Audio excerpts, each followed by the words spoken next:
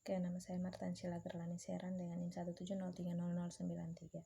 Saya akan membahas mengenai satu buku dengan judul Kebijakan Kesejahteraan Sosial dan Program Sosial. Jadi bab pertama itu membahas mengenai kesejahteraan sosial dan nilai-nilai yang mendasar. Jadi buku ini membahas mengenai kehidupan sosial di Amerika Serikat. Dalam bab pertama ini membahas mengenai kebebasan yang ada di Amerika Serikat. Jadi seperti yang kita ketahui bahwa kepercayaan di Amerika Serikat bahwa orang memiliki kebebasan untuk memilih, dan itulah yang membedakan mereka, warga Amerika Serikat, dengan warga negara yang lain. Mereka sangat menghargai kebebasan mereka itu, sehingga keyakinan itu sangat mendalam dan jarang untuk dipertanyakan lagi. Kebebasan yang ada di domain publik itu berarti ada banyak opsi yang menjadi pilihan mereka itu, opsi kebebasan itu, dan mereka sudah memahami konsekuensi, dampak, dan hasil yang mungkin mereka capai dari pilihan mereka itu, sehingga mereka tidak khawatir lagi. Dalam hal ini di Amerika juga negara maju, sehingga pilihan mereka itu didukung atau ditopang oleh sumber daya dan juga fasilitas-fasilitas yang ada di negara mereka, sehingga sangat mudah untuk memilih pilihan kebebasan. Mereka ini dapat melakukan semua hal yang mereka pilih, dan mereka sangat memahami jelas apa yang mereka pilih itu dan konsekuensi ke depannya seperti apa.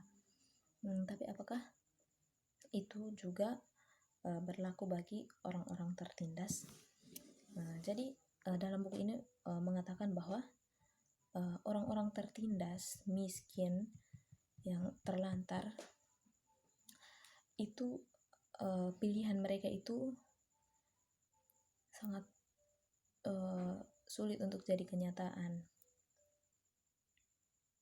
Ya, walaupun yang tadi dikatakan bahwa memiliki kebebasan di domain publik itu semua hal terbuka dan tersedia, tetapi tidak bagi orang yang tertindas atau orang miskin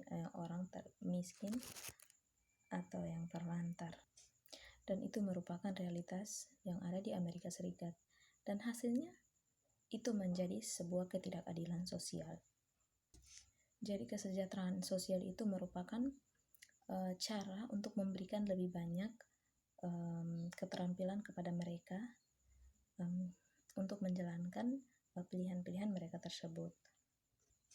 Dan apakah kesejahteraan sosial membuat sesuatu perbedaan?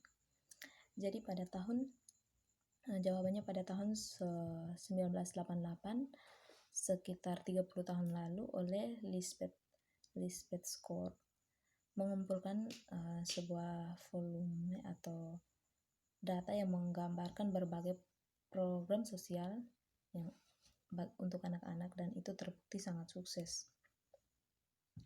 Ia mengatakan bahwa kami tahu bagaimana mengatur program kesehatan, lembaga keluarga, penitipan anak, dan sekolah-sekolah untuk memperkuat keluarga dan untuk mencegah korban pada masa transisi dari masa anak-anak ke masa dewasa. Jadi mereka tahu bagaimana melakukan kesejahteraan sosial bagi anak-anak, yaitu dengan membuat program kesehatan, lembaga keluarga, membuat penitipan anak, dan sekolah untuk memperkuat keluarga dan untuk mencegah korban masa transisi dari masa anak-anak ke masa dewasa. Jadi mereka buat program-program tersebut dan itu terbukti sangat sukses. Lalu ia melanjutkan lagi bahwa mengatakan bahwa kami tahu bagaimana melakukan intervensi untuk mengurangi hasil buruk dari masa remaja dan untuk membantu memutuskan siklus yang mencapai generasi berikutnya. Jadi maksudnya mereka mengetahui apa yang harus mereka lakukan untuk mengurangi hasil buruk dari masa transisi dari remaja menuju masa generasi berikutnya. Terus pada tahun 2000 oleh Jonathan Crane, ia menggunakan teknik penelitian yang ketat untuk mengidentifikasi program kesejahteraan sosial yang berhasil. Dia menyimpulkan bahwa sejumlah program memiliki dampak positif yang substansial pada kehidupan orang-orang yang telah melayani program yang telah mereka layani. Jadi, ia mengumpulkan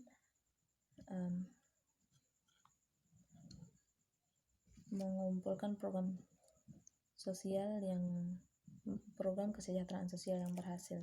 Ia melakukan penelitian yang lebih ketat lagi, sehingga program-program itu memiliki dampak positif bagi orang-orang yang telah mereka layani. Begitu.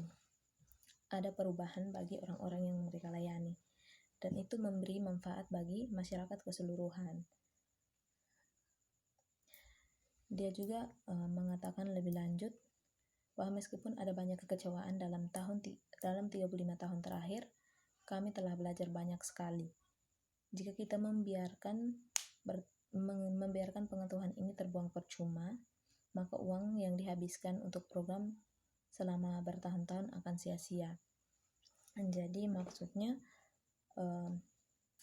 walaupun mereka mengalami kekecewaan atau kegagalan di beberapa puluh tahun terakhir, tetapi dengan manfaat pengetahuan yang mereka miliki, dan mereka tidak menyia-nyiakan pengetahuan mereka tersebut, sehingga hasilnya sangat bermanfaat bagi masyarakat untuk program kesejahteraan sosial.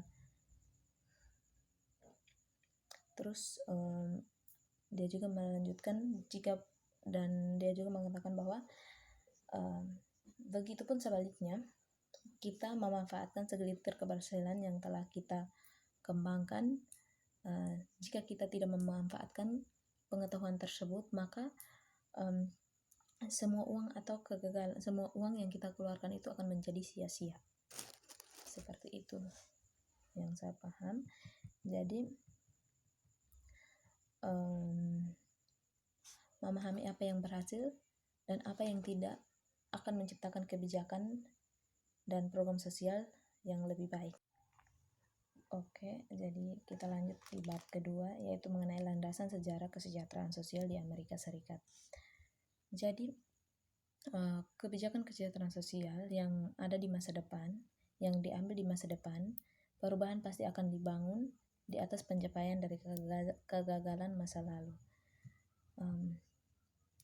Jadi maksudnya, apa yang akan kita ambil di masa depan itu merupakan hasil dari proses di masa lalu, hasil dari kerja keras di masa lalu,